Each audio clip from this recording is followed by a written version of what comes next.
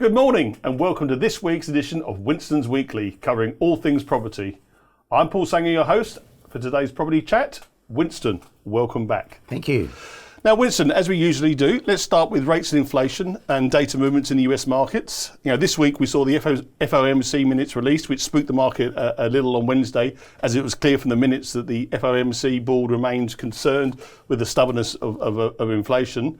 Maybe we want to start there. Well, following on from that, last night in the US, a couple of data points came out, which also continued to spook the market. The PMI, which is the Purchasing Managers Index, came in at 54.8, I think it was, against expectations of it being around 51. So it's just showing that the economy is quite strong. Yep. And on the basis of that, people have taken the view that, once again, expectations are to push out rate cuts further down the track than they were. In addition to that, elsewhere in the UK, a couple of nights ago, the CPI came out, and it came in at 2.3% up for the month, and the market was expecting 2.1%.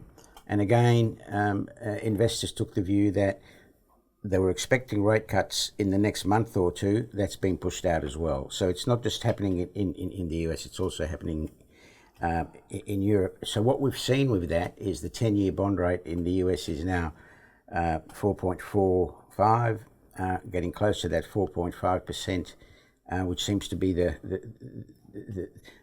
place where it sort of comes down again. So there are some concerns that maybe this time it'll go through that 4.5 and keep going up. So there are concerns about the direction of interest rates in the short term.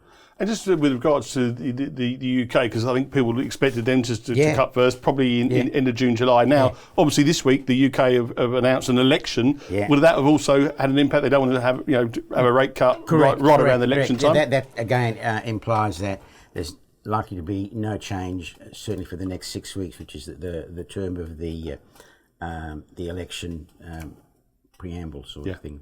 And also, it's clear to say that in Europe and UK, the economies are nowhere near as strong as the US.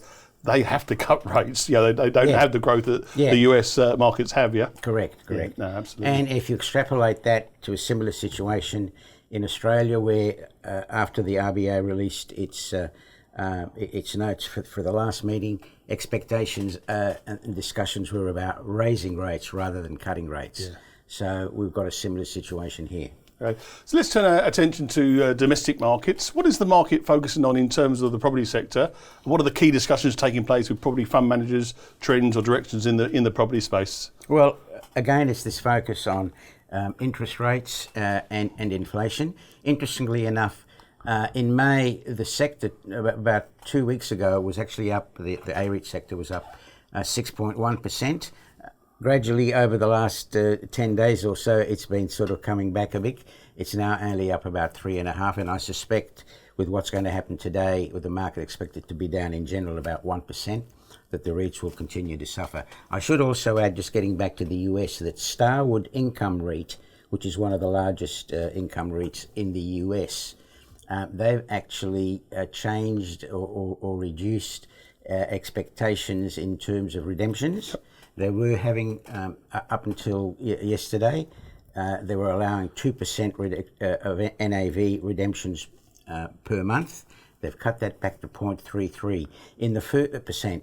In the first 4 months, they've already paid out $750 million. They've only got about 740 odd million left in liquidity.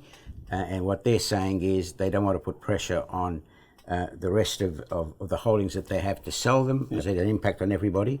So they've cut redemptions as well. So we're seeing that a little bit more prominent in recent times. And just going off tack a little bit regard to the geopolitical situation, and particularly overnight with China sort of flexing its muscle with Taiwan. How does the REIT sector react to kind of those geopolitical events?